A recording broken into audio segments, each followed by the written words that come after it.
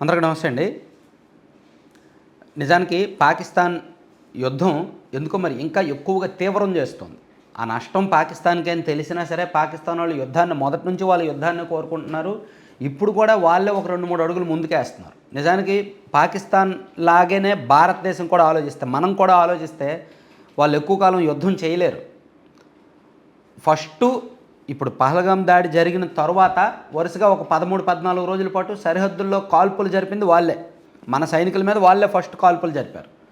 ఆ తర్వాత అక్కడ ఉగ్రవాద శిబిరాలు ఎక్కడున్నాయి అనేది చూసి ఆపరేషన్ సింధూర్ మొదలుపెట్టి మన సైన్యం వెళ్ళి ఉగ్రవాద మూకల్ని, ఉగ్రవాద స్థావరాలని ధ్వంసం చేసి దాదాపుగా 100 మంది ఉగ్రవాదులను హతం చేసిన తర్వాత పాకిస్తాన్ వాళ్ళే యుద్ధం కోరుకున్నారు.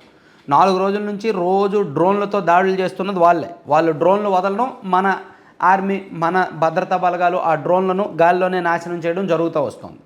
సో నిన్నైతే ఒకేసారి ఒక 400కు పైగా డ్రోన్లను వదిలారనమాట.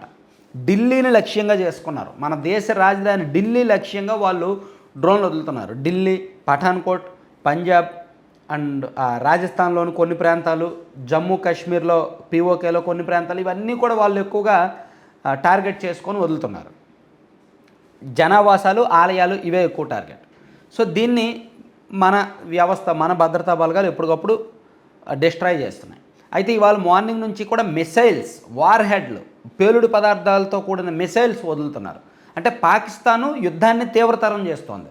మనం ఇప్పటి వరకు కూడా డిఫెన్స్ మోడ్లోనే వెళ్ళాం. అంటే వాళ్ళు వదిలినవి మనం అడ్డుకునే వరకు, డిస్ట్రాయ్ చేసే వరకు వెళ్ళాం. వాళ్ళు యుద్ధం చేస్తున్నారు, మనం ఆ యుద్ధాన్ని ఆపుతున్నాం తప్ప వాళ్ళ మీదకు యుద్ధానికి వెళ్ళట్లేదు. సో చివరికి మనం వాళ్ళ వార్ హెడ్ని ధ్వంసం చేయడం, వాళ్ళ రాడార్ వ్యవస్థను ధ్వంసం చేయడం, ఇవన్నీ మొన్న జరిగాయి. సో ఇవాళ నుంచి మేబీ ఇండియా కూడా యుద్ధంలోకి దిగే అవకాశాలు ఉన్నాయి. ఎందుకంటే పాకిస్తాన్ రెచ్చిపోతున్నారు. వాళ్ళు మిసైల్స్ కూడా వదిలే వరకు వచ్చారు అంటే రేపొద్దున ఇంకా అడుగు ముందుకేయచ్చు. యుద్ధ విమానాలు ఎన్నో రంగంలోకి దించవచ్చు. పైగా వాళ్ళు చేసిన దాడి కొంత అయితే, చేస్తున్న ప్రచారం మరికొంత ఉంది. వాళ్ళు 1% దాడి చేస్తే అక్కడ ప్రచారం చూస్తే 99% ప్రచారం చేస్తున్నారనమాట. ఇక్కడ జరగని దాన్ని అక్కడ జరిగినట్టు ఆ దేశం మీడియాలో ప్రచారం చేస్తున్నారు. సో దాంతో ఇండియా కూడా కొంచెం యుద్ధం తప్పనిసరిగా చెయ్యాలి, వాళ్ళని కంట్రోల్ చేయాలి, వాళ్ళని కంట్రోల్ చేయడమే కాదు వాళ్ళ మీద పై చేయి సాధించాలి, ప్లస్ వాళ్ళ ఫేక్ ప్రచారాన్ని తిప్పికొట్టాలి అని నిర్ణయం తీసుకున్నారు. ఇందాకే కేంద్ర ప్రభుత్వం తరపున మీటింగ్ పెట్టారు. అంటే కర్నల్ సోఫియా ఖురేషి అండ్ విదేశాంగ, రక్షణ శాఖ కలిపి ఒక మీడియా సమావేశం పెట్టారు. వాళ్ళు ఏం చెప్పారంటే పాకిస్తాన్ కావాలని ఉద్రిక్తతలు పెంచుతోంది, రెచ్చగొట్టే ప్రయత్నాలు చేస్తోంది. మనం వాటిని సమర్థవంతంగా తిప్పికొడుతున్నాము. శ్రీనగర్, ఉధంపూర్, బటిండాలో కూడా దాడులు జరుపుతోంది పాకిస్తాను. పాఠశాలలు, వాయుసేన ఆసుపత్రులపై కూడా పాకిస్తాన్ దాడులు చేస్తోంది. భుజ్ అండ్ బటిండాలో ఎయిర్ స్టేషన్లపై కూడా దాడి చేసింది. భారత్లోని 26 ప్రాంతాల్లో పాక్ డ్రోన్లతో దాడికి దిగింది. అర్ధరాత్రి 1:40 తరువాత పాకిస్తాన్ దాడులు తీవ్రతరం చేసింది. పాక్ భూభాగంలో పలు ప్రాంతాల్లో ఎయిర్ లాంచర్లను మనం ధ్వంసం చేశాము. సామాన్య పౌరులకు సాధ్యమైనంత తక్కువ నష్టం కలిగేలా మనం పాకిస్తాన్ మీద దాడులు చేశాము. కానీ పాకిస్తాన్ వాళ్ళు మాత్రం మన సామాన్య పౌరుల మీద దాడులు చేస్తున్నారు. ఆలయాల మీద, నివాసాల మీద ఎక్కువగా దాడులు చేస్తున్నారు అని చెప్పారనమాట. దీంతోపాటు పాక్ సైనిక బలగాలను ముందుకొస్తున్నాయి అని మేము గమనించాము. ఉద్రిక్తతలను పెంచుతూనే పాక్ సైనిక బలగాలు సరిహద్దుల్లో మరింత ముందుకు వస్తున్నారంట. సో ఇవాళ మార్నింగ్ నుంచి ఇవన్నీ అప్డేట్స్. మిసైల్స్ దించడం, మన సరిహద్దుల్లోకి వాళ్ళు వచ్చేయడం, ప్లస్ అర్ధరాత్రి తర్వాత భారీగా 100ల సంఖ్యలో డ్రోన్లు వదలడం, ఇవన్నీ వరుసగా జరుగుతాయి అనమాట. సో దీని మీద మన కేంద్ర రక్షణ శాఖ, విదేశాంగ శాఖ కలిపి ఒక సంయుక్త సమావేశం పెట్టి ప్రధానమంత్రి గారిని కలిసి ఆయనకు రిపోర్ట్ ఇచ్చి, హోంమంత్రి గారిని కలిసి వాళ్ళతో రిపోర్ట్ ఇచ్చి, ఇట్లా మొత్తం ఇదంతా కూడా చేస్తూ వస్తున్నారు. అయితే ఇక్కడ కొన్ని పాకిస్తాన్ చేసిన ఫేక్ ప్రచారాలు కొన్ని ఉన్నాయి. వాళ్ళు ఏం చేశారంటే పాకిస్తాన్ వాళ్ళు కొన్ని ఫేక్ ప్రచారాలు చేస్తూ వస్తున్నారు, వాటిని తిప్పికొడుతున్నారు. అందులో ముఖ్యమైనది భారత్ విద్యుత్ గ్రిడ్లో 70% దెబ్బతింది అని పాకిస్తాను అఫీషియల్ ట్విట్టర్లో ఒక న్యూస్ స్ప్రెడ్ చేశారు. దాన్ని పిఐబి ఫ్యాక్ట్ చెక్ చేసింది. ఇది తప్పు, అసలు భారతదేశంలో ఎటువంటి విద్యుత్ అంతరాయము లేదు, విద్యుత్ గ్రిడ్ల మీద వాళ్ళు ఏమీ దాడి చేయలేదు అని ఒక పిఐబి ఒక అఫీషియల్గా ఒకటి నోట్ రిలీజ్ చేసింది.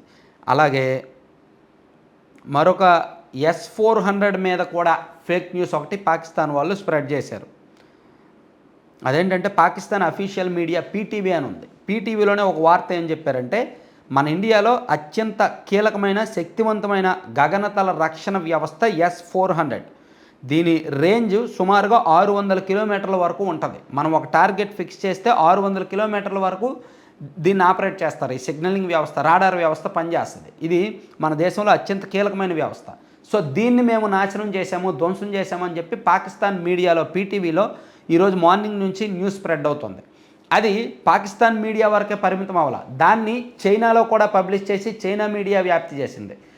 ప్లస్ దాన్ని గ్లోబల్ టైమ్స్ అంటే అంతర్జాతీయ స్థాయిలో కూడా దాన్ని విస్తృతం చేయడంతో అందరూ నిజమనే నమ్మారు. చాలా వరకు అది నిజమనే నమ్మారనమాట. అయితే ఇది తప్పు, ఈ దాడి తప్పు అని చెప్పి ఆన్లైన్ విష ప్రచారంపై వెంటనే భారత మిలిటరీ విభాగం స్పందించింది. హైపోర్సోనిక్ క్షిపణితో S-400ను ధ్వంసం చేసినట్టు పాక్ చేస్తున్న ప్రచారం తప్పు అని సైనికాధికారి వెల్లడించారు. S-400 ట్రయాంఫ్ గగనతల రక్షణ వ్యవస్థ. నాటో దేశాల నుంచి వైమానిక దాడులను అడ్డుకునేందుకు రష్యా దీనిని వాడుతోంది.